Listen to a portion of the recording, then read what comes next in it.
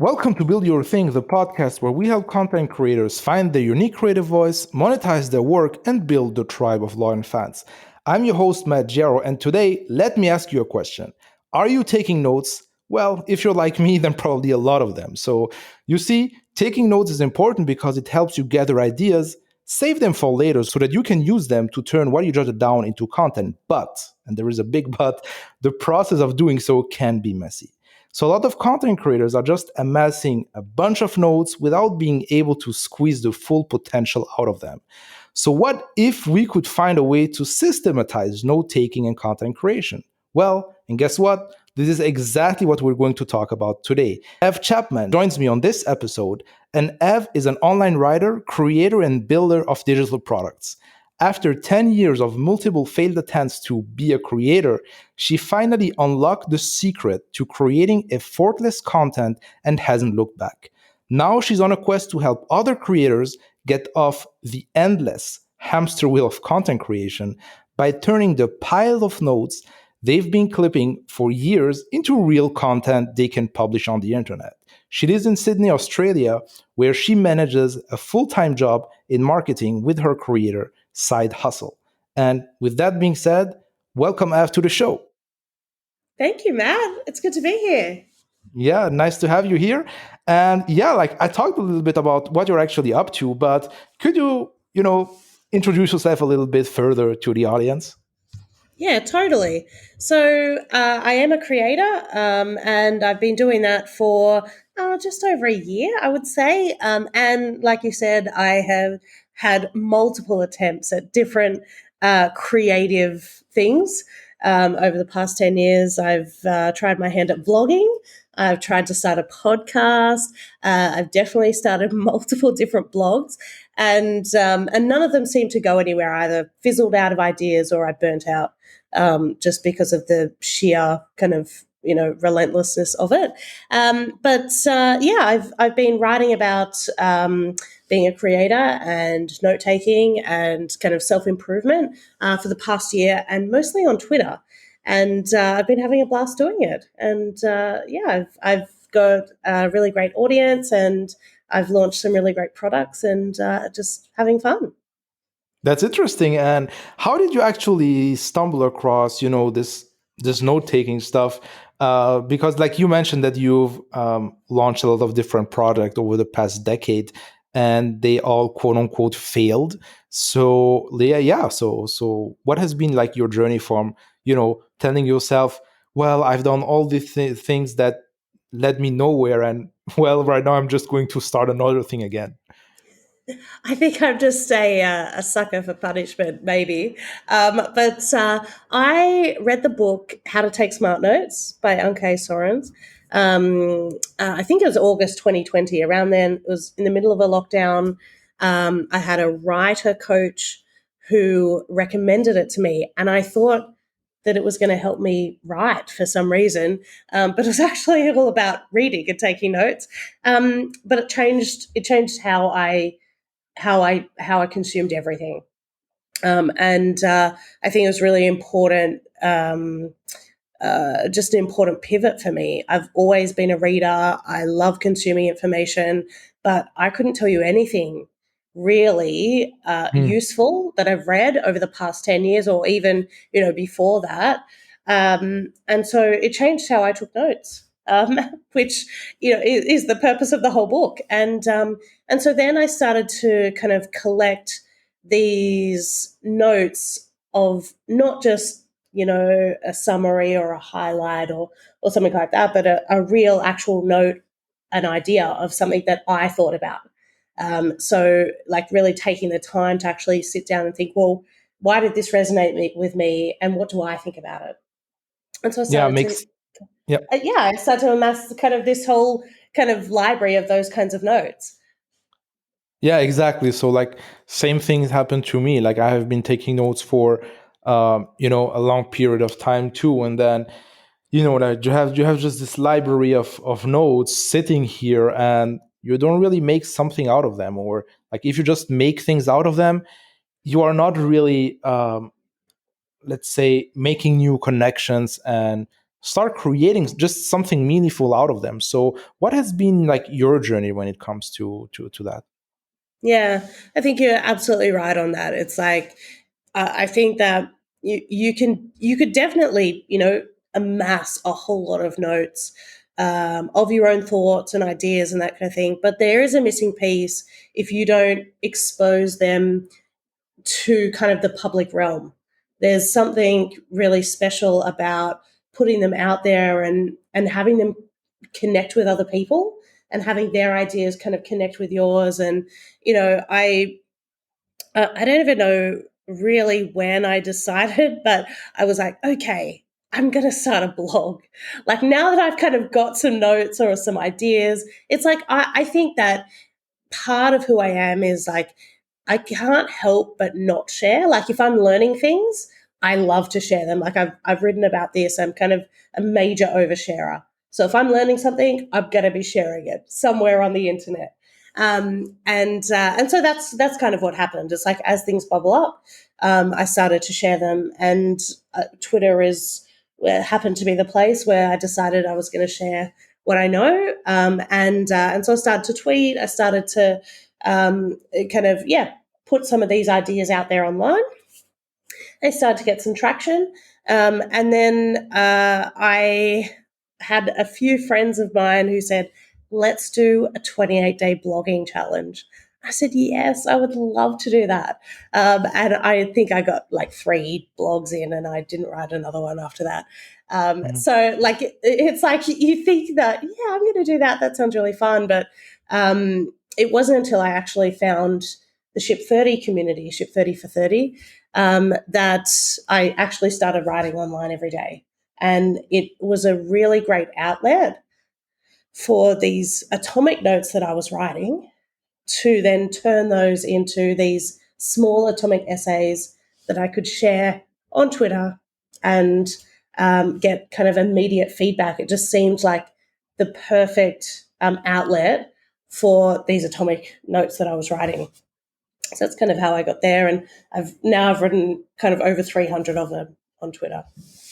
Wow, that's amazing. And yeah, like just to go back to what you said previously is that now that you like sharing, and like one of the things that I teach too is that the only way that actually you can solidify, or let's say one of the most important ways, it's not the only way, but one of the most effective one is actually sharing what you learned with others, right? Like really, it's like learning through teaching. And like one of the things is that I don't know, like if you give some presentations in your life, but the thing is like when you give a presentation, like you don't want to look stupid in front of the others. So what you do is like you just prepare the content. Yeah, like you're just like make sure that the things that you're going to share are actually accurate and that kind of stuff. And this actually helps you solidify your knowledge. So yeah, this is quite funny. Yes, I have definitely experienced a few different presentations in my life, but I think you're correct. Is sometimes we sound really intelligent in our heads until we actually have to explain Yeah. what we actually think. Yeah, and so I found for me, writing just helps me think. It's a conduit for my thinking, and so it makes sense for me to, as I read and as I consume, I think, okay, that's an idea. I want to think about that, and so that goes into my writing inbox, and then that becomes my kind of time to think and to kind of develop these ideas. And before that, I wasn't really doing that. Like I was just highlighting a whole lot of things, Hmm. thinking that that was the correct way. Yeah. And I think, it's really been that process of being intentional about coming back to a note that I've written and going, okay, what do I think about this? And then just writing. And through that writing, it kind of starts to develop. Yeah, exactly. So it's exactly what like what how to take smart notes actually emphasizes on the Yeah. Feynman technique, right? It's really rewriting things, and then instead of just highlighting, like if you really want to know if you really understood the concept, then just write it on your own with your own words, and then just see. And totally agree that the fact of writing actually helps you sharpen your understanding, sharpen your ideas. This is actually what then you can take to the, let's say, marketplace, and then just expose it to others, instead of just, like there was a time when people were just, growing their Facebooks and their Twitter accounts with, sharing quotes. But yeah, at one time this was good, like sharing Mm, interesting and inspiring quotes. But what could be better is like you being like you coming up with your own stuff, right? So this is interesting. absolutely. Yeah, it's very interesting. I send out a newsletter every week, and I have kind of three of things that I've written and three things that I've read or Mhm. consumed. And the by far the links that get clicked the most are the things that I wrote, not the things that I've curated.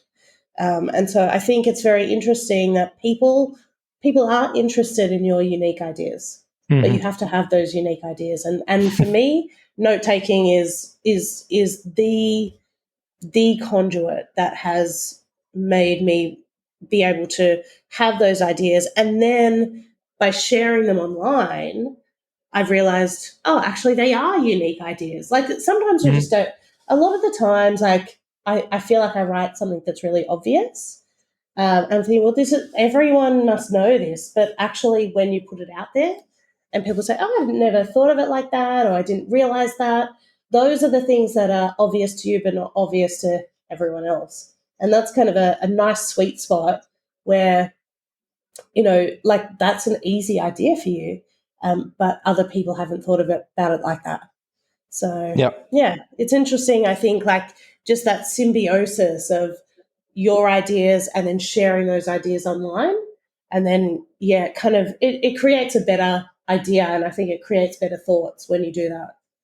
Yeah, especially when you have like a lot of different information sources where like your brain starts just creating those connections. We're going to dig deeper into the connections later on, but yeah, this actually helps you to really stand out in a marketplace that's crowded. So you're not going to stand out by sharing Elon Musk's or I don't know No. any other kind of popular person on the internet. Like the only way to actually stand out today is actually being able to stand out with your ideas and with your content.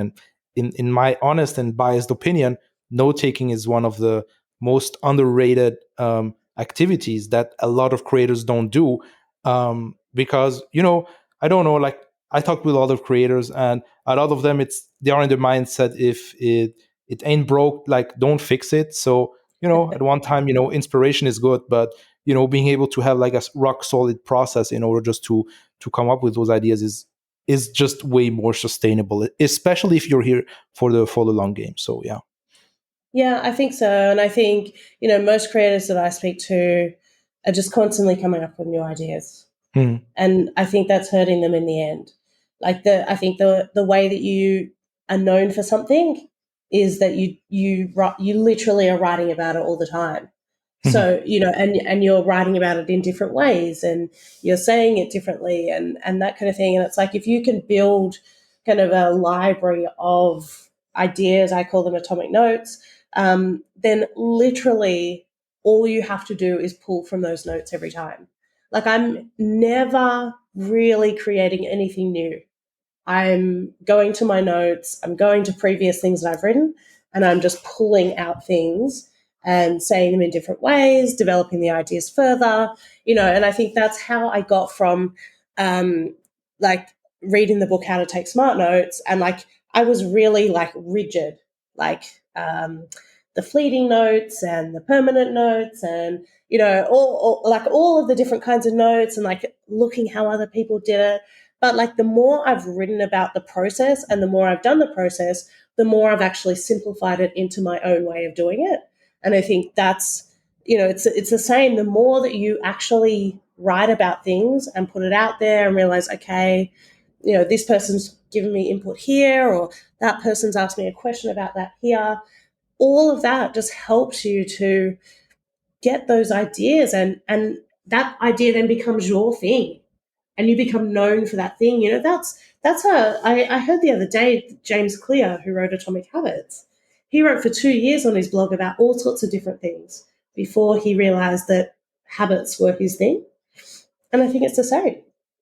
you write a lot and you kind of discover a lot.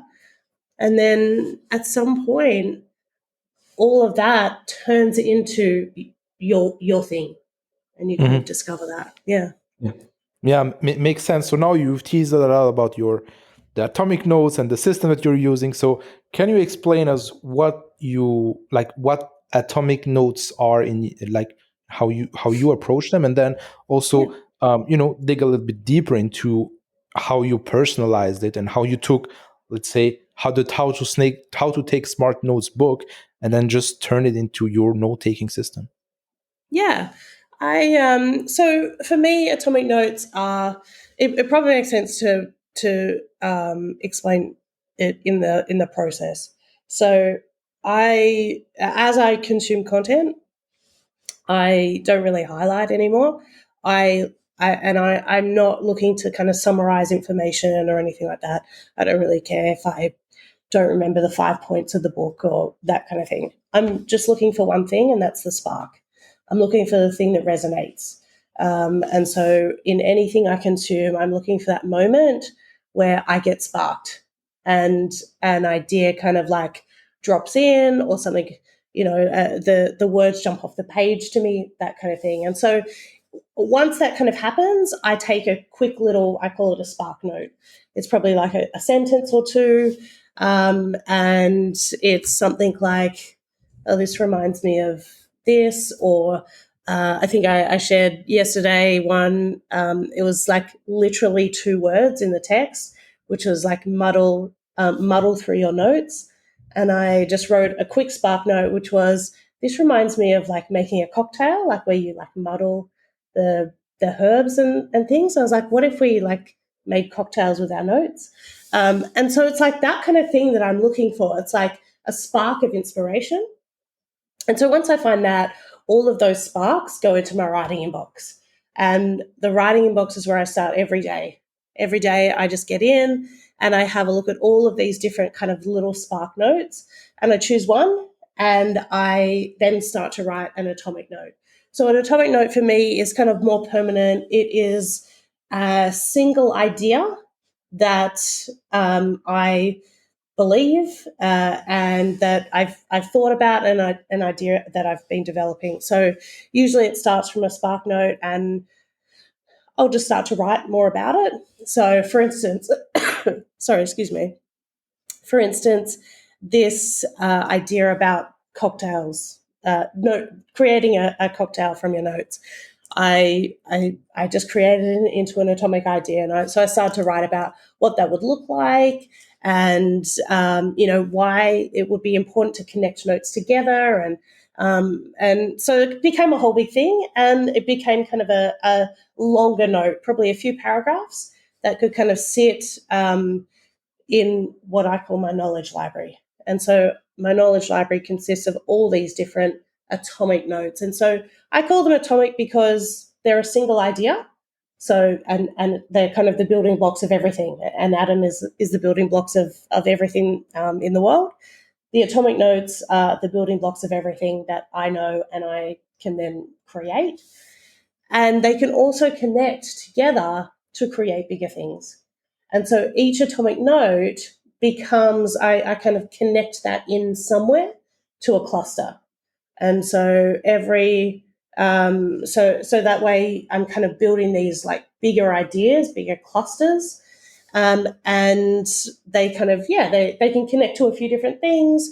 They might sit in a sequence with another couple of atomic notes. And I find that a great way to kind of visualize connecting notes together. And so that whole practice I do pretty much every day. And it's the first thing I do every day. I create atomic notes. And those atomic notes form the basis of every bit of content that I write. So when I go to have an idea, or I want to write, an article or an atomic essay or even a tweet, all I do is I go to these atomic notes, and I might choose like a single atomic note, and I might like write an essay about that.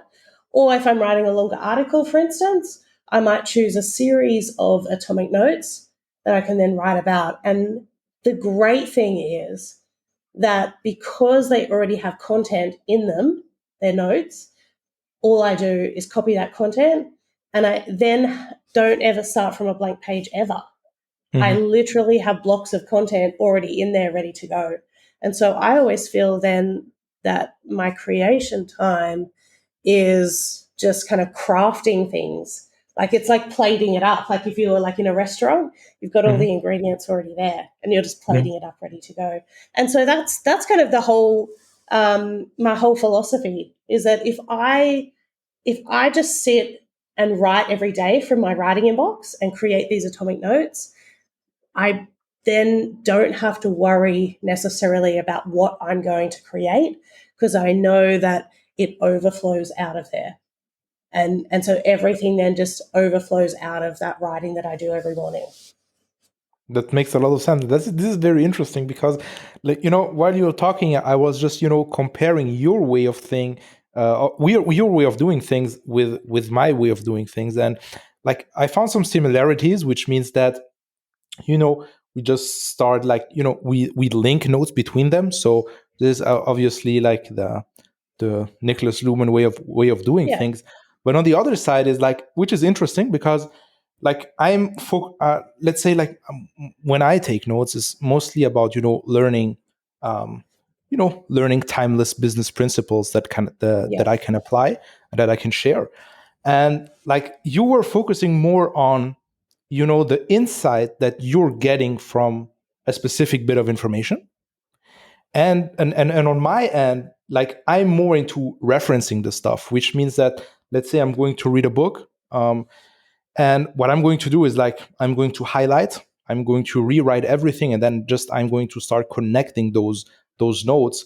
And like on my side, it's more like really referencing because I'm repurposing this in my marketing material. So like I have a very special, or like I have my own way in actually building kind of credibility when let's say I have to write a sales page, or I have to just quote unquote convince people of that the idea that I'm presenting actually makes sense.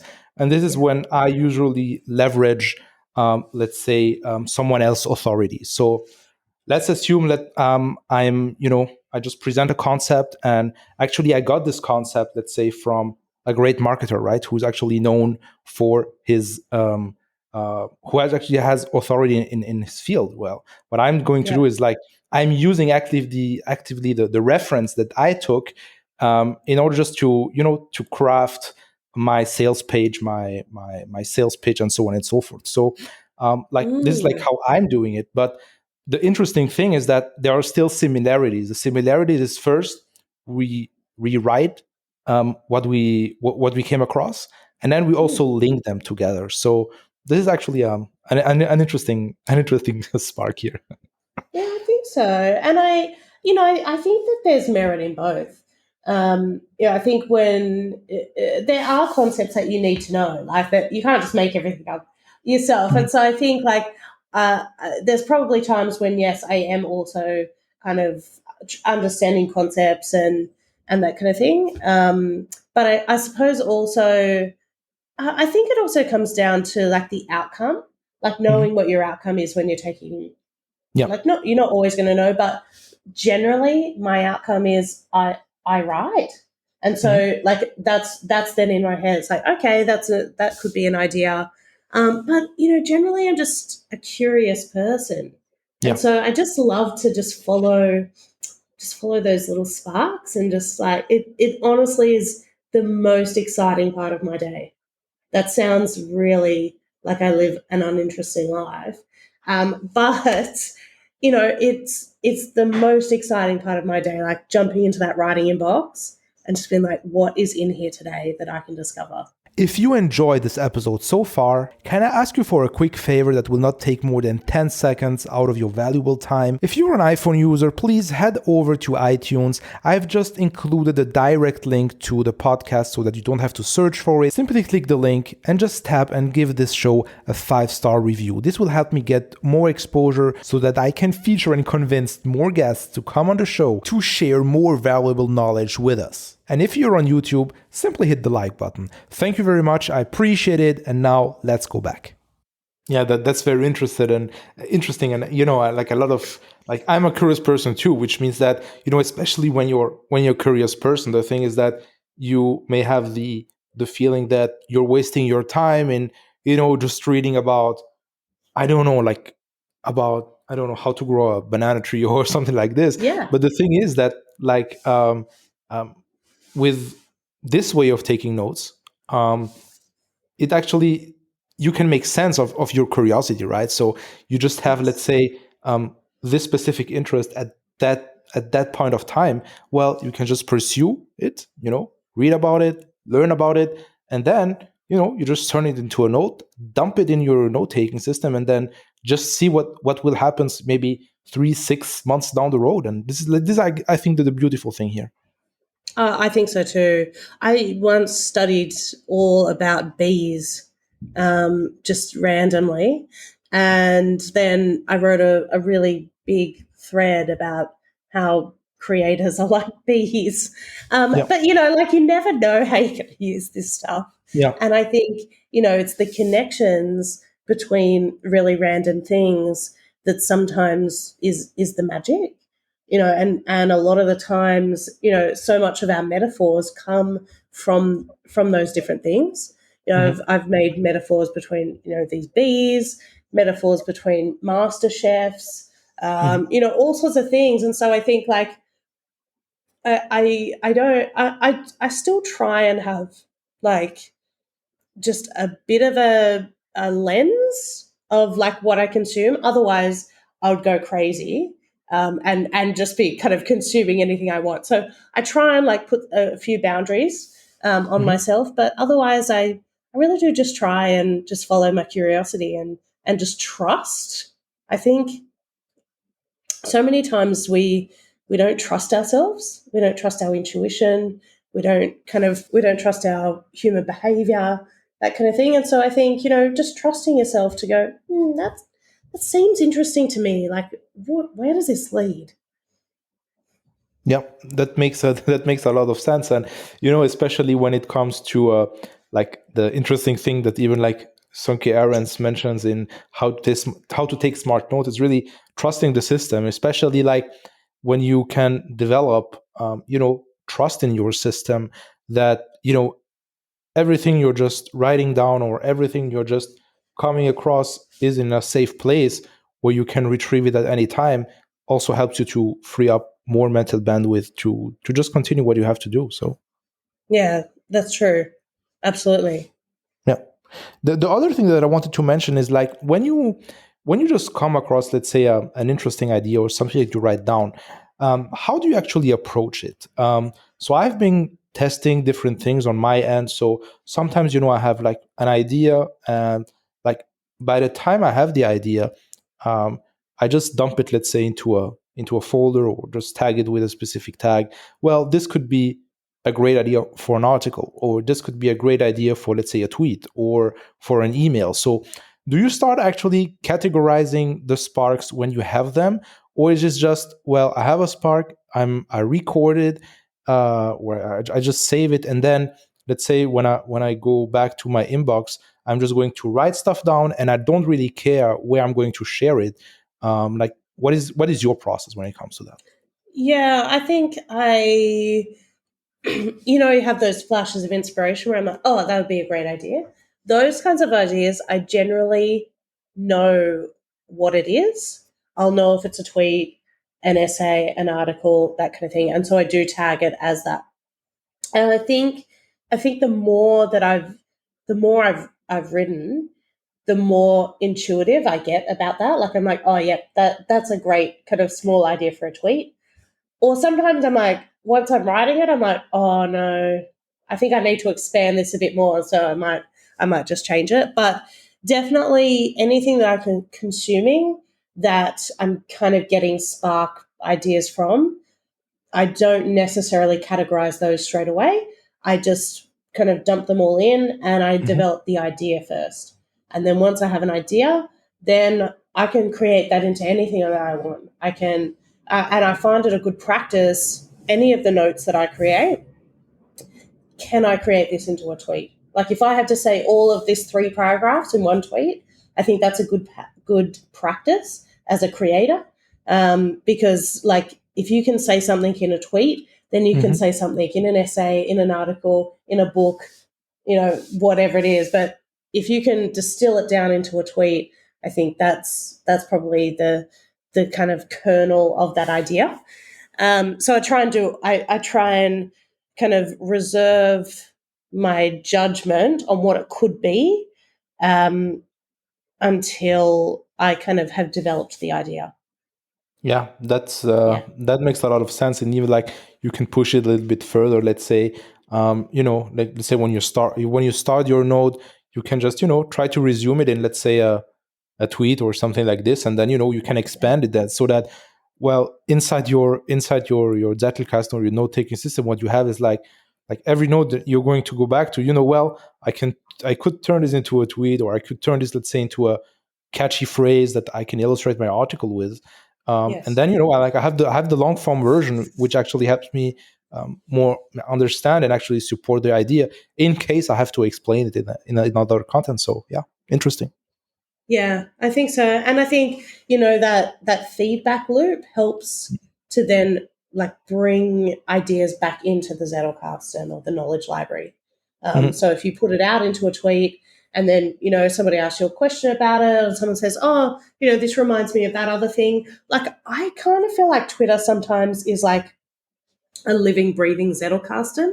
Because like Mhm. you can put your ideas out there, and then other people will come and kind of add to it, and you're like, oh yeah, okay, that's a good angle. Like I did think of that, and so all of that you can like then bring back into that atomic node, and like and develop it even more. And I think every time you put it out there, whether it's a tweet, an essay, an article, whatever medium that you put it out there, I think the just having that feedback loop back into your notes, I think is great and really helpful.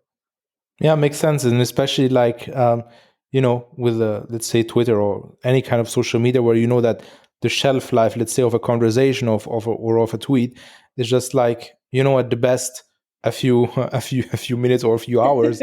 Well, instead, you can capture this directly, put it like link it to the note that it actually belongs to, and then like instead of this being a just a dark hole where everything gets forgotten, like you can just retrieve this, let's say, in 6 months, in 1 year, and then Yeah, build on even on ideas that others gave you. yeah. That's That's right. interesting. And Yeah. I love it. I use Roam for my notes library, so it's easy to kind of embed a tweet in there or that kind of thing. So it's nice to Mhm. kind of see that evolution. Yeah. Yeah, that's nice. So, how do you actually approach when it comes to, some people may think that when it comes to creating Node, the problem is that, well, if I use my notes, let's say, to create a tweet or to or just write a book, or like the ideas would be the same, and there's this something that I call like recycling ideas. So, how do you approach, like, do you have, let's say, any specific workflow or thing that, well, let's say if you share this specific idea, you're not going to share it, let's say, for a specific amount of time, or do you just dig deeper? If, let's say, you see that this idea got some traction, then you're just going to elaborate it more, and then just dig deeper. Like, do you have any kind of Yeah. process? Yeah, I do. I am a big believer in following the signals. So if you put something out, if you put one of your ideas out there, and it seems to get a lot of traction, you should talk about that more, not less. And so I've done that over the past year. It's how I kind of it's really how I found my niche. Like I thought I was going to write about self improvement and mindfulness on the internet, but I've ended up writing about note taking and being a creator because I followed the signals of what actually I enjoyed and Hmm. what people resonated with. So my general process is a bottoms up approach. So I usually start things out as a tweet. And then what I do is at the end of every week, all of those tweets I get automatically into a Notion database. And I go through and I record all the stats for each of them as a manual process. I don't. It's not automated. I kind of like entering numbers into spreadsheets, and so then I just kind of go through and I see, okay, what resonated this week? What was the most engaging? What Hmm. got the most likes? What got the most responses? That kind of thing. And so I really do take a real data driven approach to it, and tweeting is the start of that. So everything kind of goes out as a tweet. I look at what resonates. If a tweet does particularly well, like, and by particularly well, I mostly look at engagement rate, like the percentage, rather than like how many likes or that kind of thing. But responses are also really important to me, like comments, because they actually show a different kind of resonance, I feel, than just somebody hitting the like button.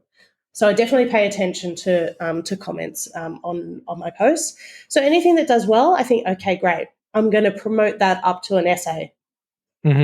and so then I'll take that and I'll put it into an atomic essay idea, and I usually go back to the note, Hmm. and there's a whole lot of other like, because I've distilled it into a tweet. There's usually a whole lot of other content, and so I'll then in the next couple of weeks put that out as an essay.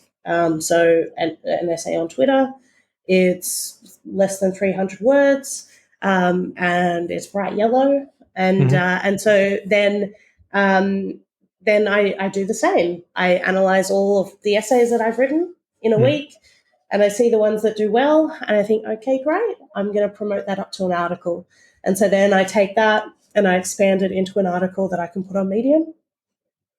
And then articles then can become whatever I want. I've taken quite a few articles and essays and that kind of thing, turn them into courses or products or all sorts of things. And so everything starts off from the bottom, and then whatever works, I then promote up to the next level.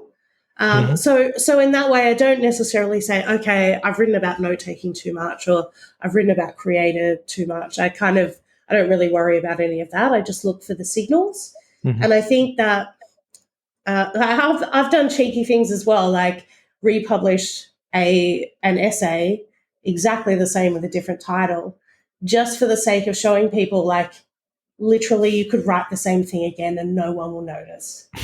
Like no one notices. Like, Yeah. and even if 10% of people saw your tweet last Mhm. week, and a different 10% are seeing it this week. And so Exactly. I think you can afford to write things the same way. Like, I mean, sure, you don't want to publish exactly the same tweets every week, but if you want to be known for something, and if you want to be a thought leader in a certain area, you're going to have to write about something a lot.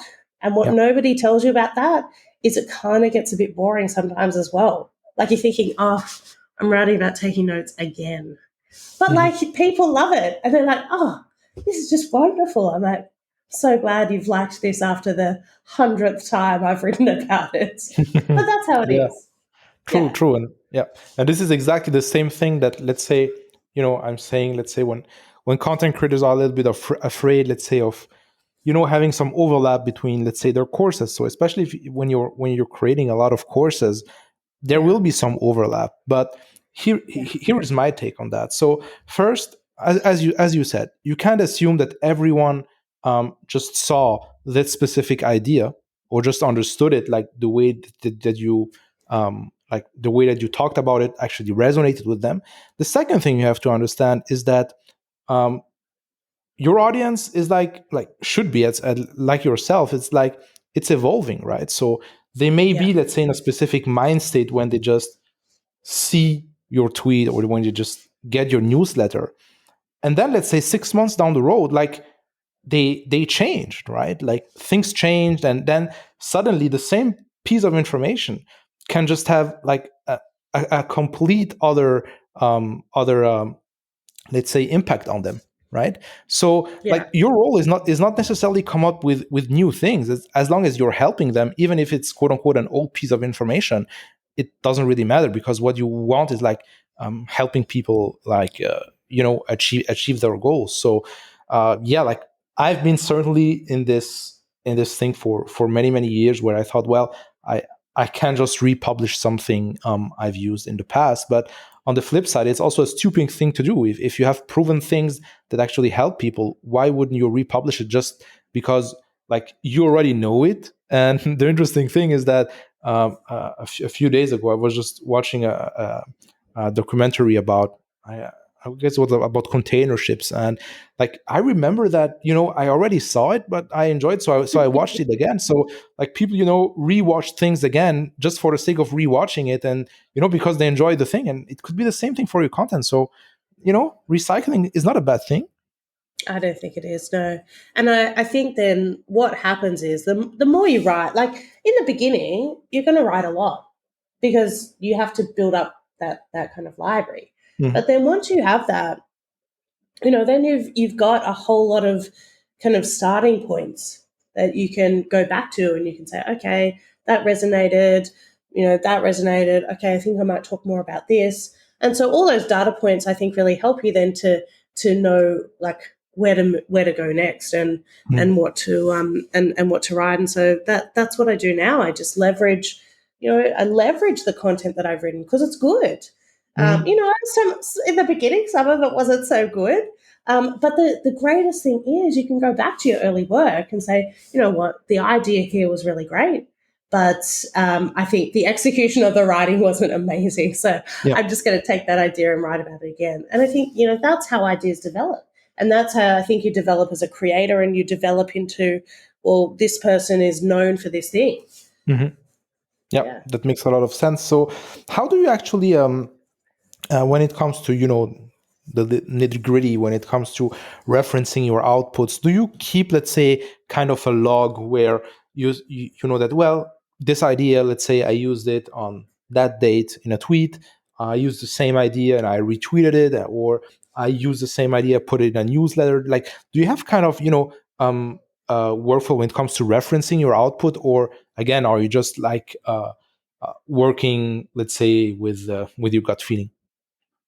Up until now, more gut feeling than Mhm. than system. But in saying that, I have been just the last month or so, just going back through everything and just tagging it with a category. So like Mhm. all of my tweets either tag with creator, note taking, or kind of this whole idea around lifestyle design, like like designing a life that you love. Yeah. They're kind of the three things that I tend to write about. So I have been doing that so that at least I know, okay, I've actually talked about being a creator a lot this last week. I need to get back into talking about note taking, or I need to take a rest from those. So I use it more as like just a quick reference rather than like, okay, I'm going to write about creator three times, note taking three times. I don't really do Yeah. that. I I in my day job, I do marketing. So I live and die by marketing calendars and content calendars. So in my creator life, I like to keep it a little bit loose so that I feel like I'm still enjoying the process and I'm not like trying to like Yeah. pump out a piece that I'm just really not into. Yeah. Yeah. And like, as a creator, sometimes the thing also, it's like, to-do list and all this kind of stuff, they never worked for me. And, like Yeah. giving yourself a little bit of kind of permission that, well, that you have to, let's say, um, write, let's say, a piece of content today, as long as you have like these bold guidelines, and then just leave yourself, let yourself a little bit of freedom in what to create. Yeah. I think it's like find the kind of sweet spot of not like having the feeling of being having to obey, let's say, to a to-do list, or Yeah, I totally am. I feel that 100%. I just can't. Every time I try and be rigid with myself as a creator, it just doesn't work. yeah. So I always have kind of multiple things on the go, or multiple things I can choose from. Like I just feel like it just helps me to be more consistent, because I can choose what I want to work on. Yeah, exactly. And especially like if you're doing like if you're a creator, like you just want to have also this kind of freedom, right? You don't want to be like being your own boss, and so, like we are as entrepreneurs are like the worst own bosses that we can have. So yeah, you just really have to deal with that. Yeah, Yeah. So Ev, like you have a note taking course, right? I do. Yep. It's called the Effortless Creator, and it is basically how to find how to bump into inspiration, how to find these sparks, and how to take atomic notes, and how to turn those atomic notes into ideas so you can create and publish on the internet. So Great. yeah, And and how you can do it really effortlessly.